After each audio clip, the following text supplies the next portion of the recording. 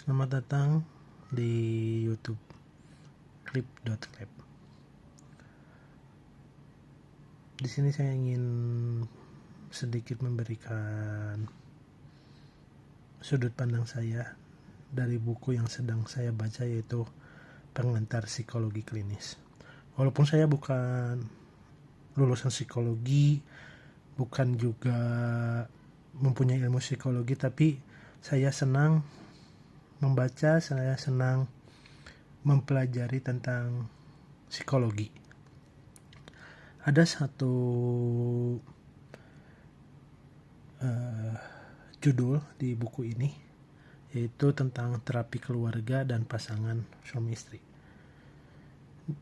Kenapa saya senang dan tertarik pada bab ini?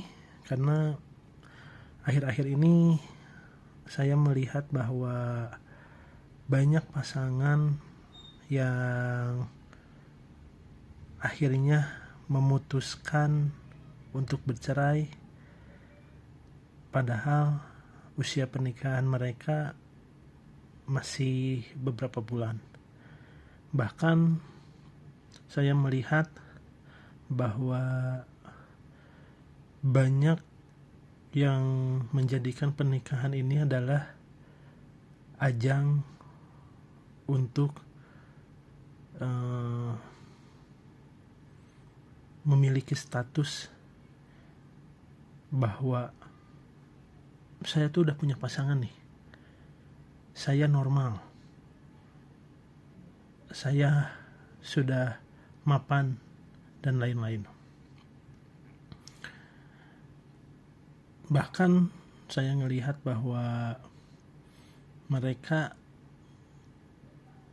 membuat sebuah rumah tangga, tetapi akhirnya ada yang KDRT, ada yang menelantarkan anaknya, bahkan ya amit-amit auzubillah min dzalik, akhir-akhir ini banyak yang berselingkuh karena alasannya yaitu faktor ekonomi. Jadi kenapa saya tertarik dengan membahas terapi keluarga dan pasangan suami istri ini? Karena memang setelah saya baca, ternyata ini menjadi sebuah permasalahan yang sedang berkembang. Kita tidak bisa menyalahkan suaminya atau istrinya, karena memang yang namanya keluarga itu dua belah pihak. Kita tidak bisa menentukan siapa yang benar, siapa yang salah, karena semuanya pasti ingin benar dan tidak mau disalahkan.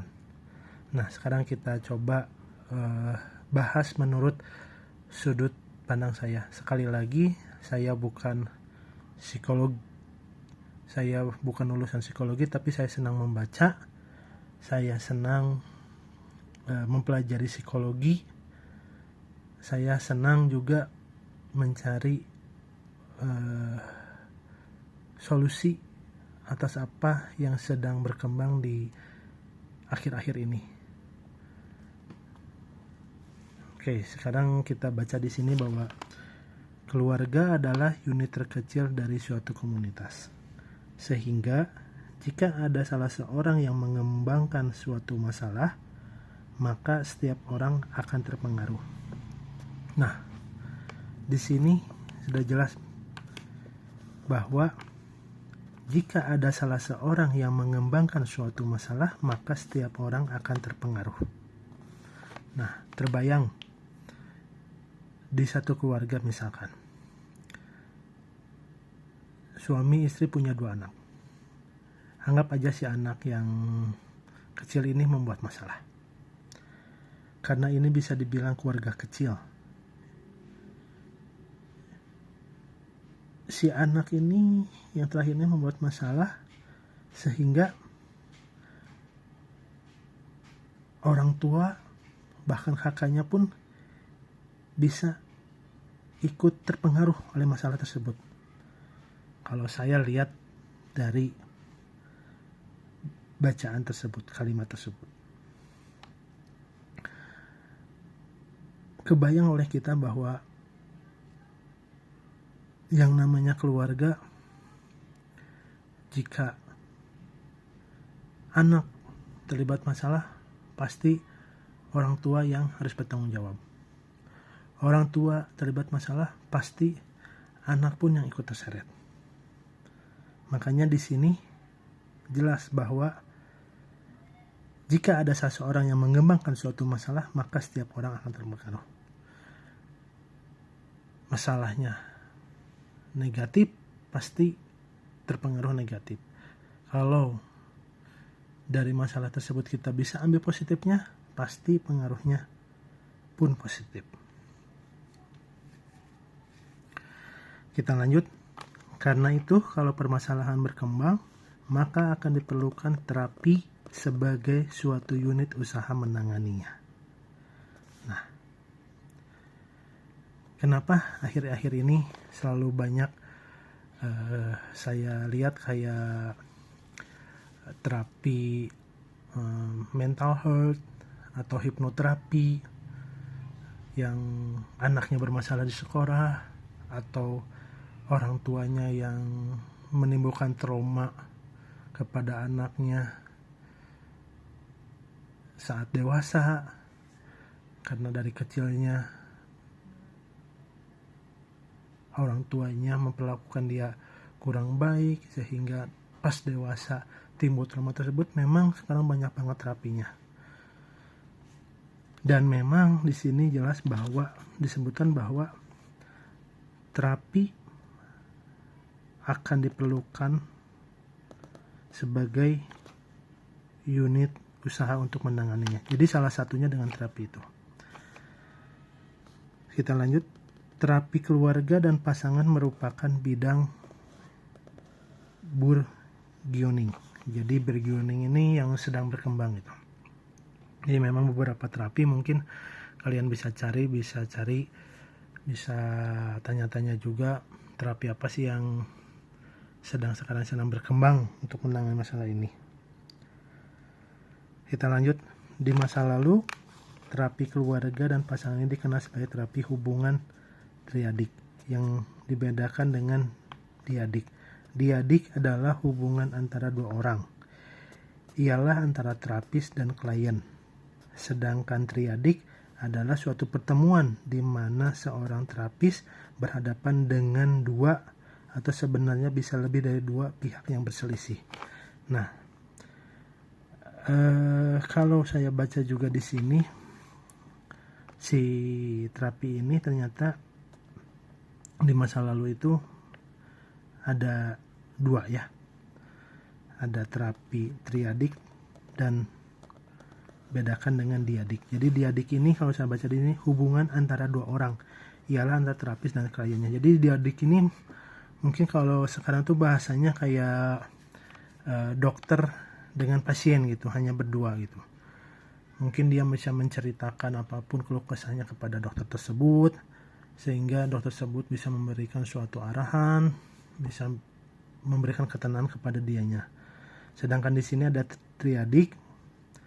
Kalau saya baca di sini pertemuan di mana seorang terapis berhadapan dengan dua orang atau bisa lebih yang berselisih. Jadi kayak satu dokter bertemu dengan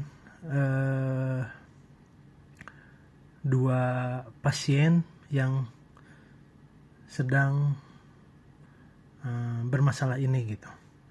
Si dokter ini mencari tahu apa masalahnya, kenapa bisa jadi masalah, bagaimana memberikan nanti solusinya, maunya apa dari kedua orang ini.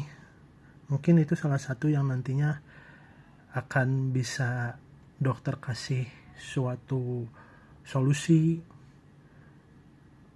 suatu jalan keluar untuk menyelesaikan perselisihan ini.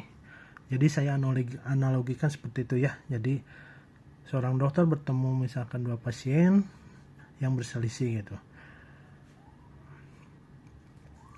Kita lanjut di sini, perkembangan terapi keluarga perlu mengenang sedikit akan jasa Fregetti and Jacobs pada tahun 1991. Jadi terapi ini ditemukan oleh mereka ya, si Fregetti dan Jacob di tahun 1991 yang telah menelusuri terapi ini sampai abad ke-19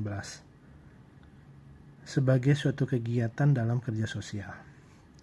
Lanjut, terapi keluarga ini tidak sekedar berhubungan dengan konflik antar anggota keluarga, melainkan kalau ada anggota keluarga yang bermasalah atau bahkan terganggu secara psikologis atau emosional.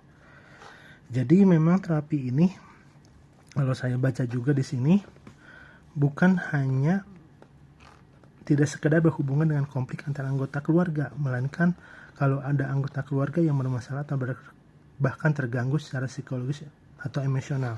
Nah, hubungannya apa? Kalau saya baca bahwa di sini yang tadi di atas, di mana jika ada salah seorang yang mengembangkan suatu masalah, maka setiap orang akan terpengaruh. Nah, di sini hubungannya, jika ada anggota keluarga kita yang terganggu secara psikologis atau emosional, itu bisa mengganggu kenyamanan kita, bisa mengganggu ketentraman keluarga. Makanya itu yang bisa mempengaruhi keluarga itu, sehingga memang itu harus diobatin, harus diterapi secara profesional seperti itu. Jadi jangan dibiarkan kalau ada yang bermasalah, ini emosional, adik kita misalkan emosional, adik kita ini suka teriak-teriak atau apa, mungkin itu bisa jadi salah satu untuk memberikan warning ke kita bahwa ini ada sesuatu gitu. Karena kita kan kalau ada yang marah, misalnya kalau kita tiba-tiba marah, pasti kita terpancing, kita juga ikut emosional, jadi mempengaruhi semuanya. Nah, yang paling terkenal di masa awal ada gangguan skizofrenia. Sebagai riset yang dilakukan Theodore Leach yang mengatakan bahwa kadang-kadang berasal dari faktor herediter, bisa jadi adanya perbedaan cara pengasuhan anak yang bisa jadi menimbulkan skizofrenia yang disebut double bind. Yang dimaksud di sini adalah anak terikat pada apa yang benar menurut dua orang yang berbeda. Jadi saya tidak tahu penyakit seperti gangguan skizofrenia itu seperti apa. Mungkin ada yang lebih paham di sini. Cuman sekali lagi, saya bukan psikolog, saya tidak punya ilmu psikolog, cuman saya senang membaca. Saya tidak bisa memberikan pandangan saya tentang gangguan skizofrenia ini seperti apa. Cuman di sini yang saya garis bawahi bahwa yang dimaksud di sini adalah anak terikat pada apa yang menurut dua orang yang berbeda. Yang benar menurut dua orang yang berbeda. Mungkin menurut ayahnya benar, menurut ibunya benar, tapi pandangannya yang berbeda yang membuat dia bingung sendiri, pusing sendiri, mana yang sebenarnya benar menurut dia. Dua-duanya benar, cuman salah memberikan pandangan yang berbeda atau apa. Nah, di sini. Jadi saya di sini bukan ahli psikolog, cuman saya senang membaca bahwa sekali lagi di mana keluarga kita ada yang bermasalah, keluarga kita ada yang mempunyai gangguan atau apa, jangan dianggap enteng, rangkul dia.